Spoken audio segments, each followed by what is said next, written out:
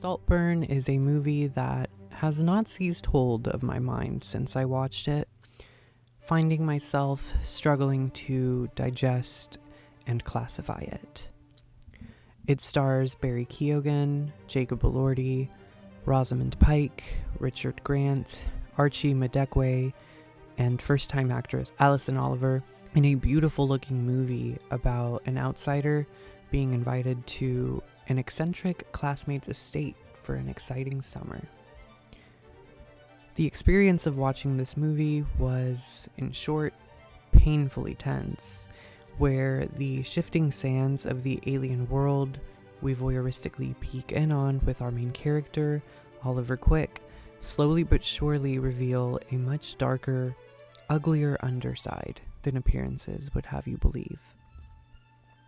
Watching this movie was like being seduced towards a pretty bright light, only to then be swallowed by sheer unyielding darkness.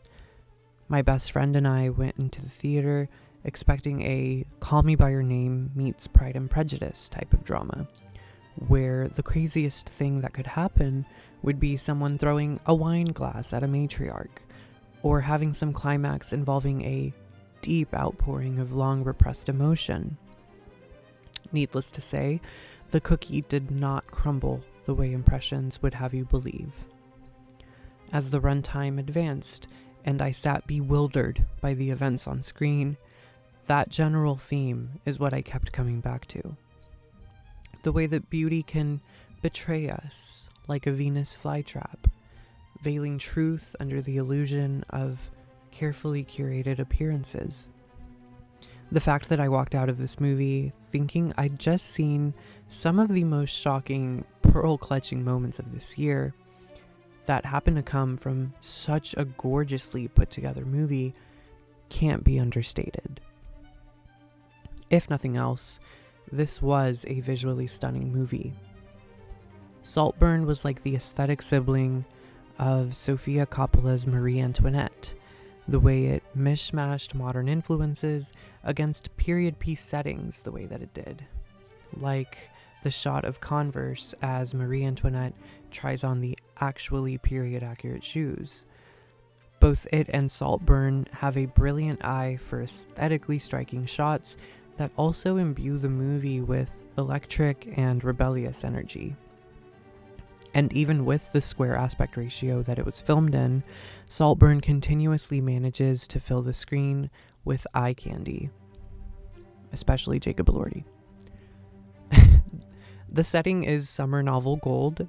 It's sprawling, stately old buildings, storied and established, housing wealthy contemporary English families in the year 2006. Placing this movie in 2006 was something that immediately clicked for me from a vibes and storytelling perspective. It's placed in a sweet spot of time when it was possible for the world to still feel intimate and disconnected, but you had certain relatively more basic technologies available if you wanted the extra dopamine. 2006 was a time when cell phones were common and available, but were more bulky and basic than they are now, as well as the cell phone plans offered by the industry were far more limited and measured. Fewer people had unlimited internet data to burn outside of specific locations or circumstances that offered or allowed it, so it was less of a go-to for distraction and entertainment than now. In short, we weren't as glued to tech back then, freeing up creative liberty for director Emerald Fennell to drop her Saltburn characters in a still modernish setting, but somewhere where, or rather when, they have to find other things to do to keep themselves busy. It's not a time that feels super distant from 2023 in some aspects, but I also have to face borders on being nearly 20 years ago. I feel that Saltburn captured a certain accurate 2006 vibe, helped along, of course, by the elite music that college kids in 2006 were blessed with, like MGMT, The Killers, Lily Allen, The Fratellis, etc. And I envy the music that they got to party with. This movie was fabulously crafted with that sort of specific vision in mind, as Emerald Fennell herself grew up in a wealthy family in England and around that time, and went to Oxford, the school that our characters attend in this movie. Even though I've never experienced such a thing, her eye for this movie lends a lived-in, nearly familiar, but still uncomfortable type feeling to the exclusive world of the wealthy in Saltburn. It does make you feel like you're spending time in a place that you don't really belong in. I could imagine Emerald doing many of the almost normal person activities in this movie, like playing tennis in expensive gowns and tuxes to kill time alongside fellow rich friends, or lounging with friends by a pond or poolside on your sprawling private acreage, or escaping your vast estate in a Jeep while blasting Mr. Brightside. I could imagine Emerald mingling with externally attractive, accomplished people, only to get close and find out that some of them were much more than meets the eye, good and bad. This movie was at its best when it was allowing that, when it was just characters being characters, talking, satirizing, winking, and judging. The first half of this movie was a treat in that respect, entirely different from the latter half.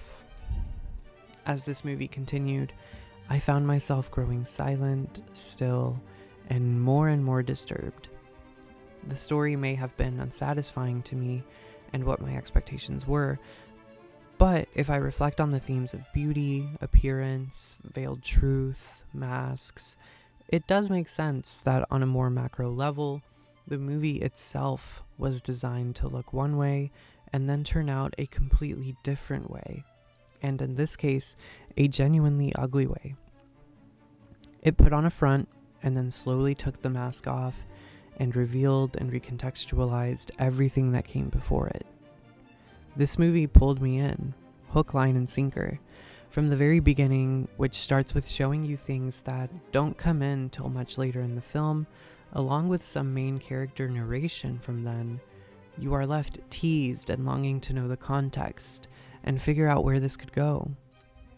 It makes watching the unfolding events so much more thrilling. You can't help but let your mind wander with guesses and scenarios for what turn this movie could take. The negatives lie with the turn. It starts subtly and grows very gradually, but as time went on, it felt less and less like I was a willing viewer of this movie, and more like I was being chained to my seat with my eyes pried wide open for the show. The movie goes in a far more bold and disturbing direction that I couldn't help but admire and appreciate, even if it was repelling to witness. So I do think a large part of me is just coping with the story I got and mourning the story I didn't get, trying to come to grips with what the movie was actually doing and saying. And on this point, there's a lot of divide in the reviews. Some people find the movie to be an actively malicious and or poorly done one. Some say it's great with not much to truly scoff at, and some are wondering if it's meant to be saying anything significant at all, or if it's just an indulgent mood piece, a vibes movie, if you will. For me, I'm somewhere in the middle.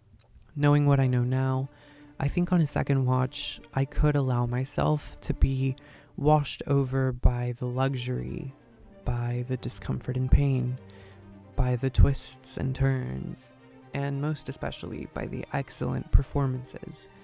My favorite being Rosamund Pike as the wealthy mom in the family. The visuals, the music, the performances, the external package itself is enough to make me want to rewatch it. But the substance of the story is my only hang-up, leaving me speechless, conflicted, and empty feeling by the time the credits rolled.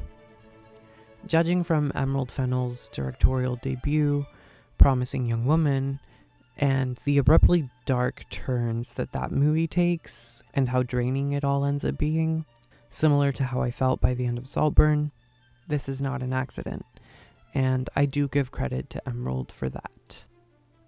This movie gets a 7 out of 10.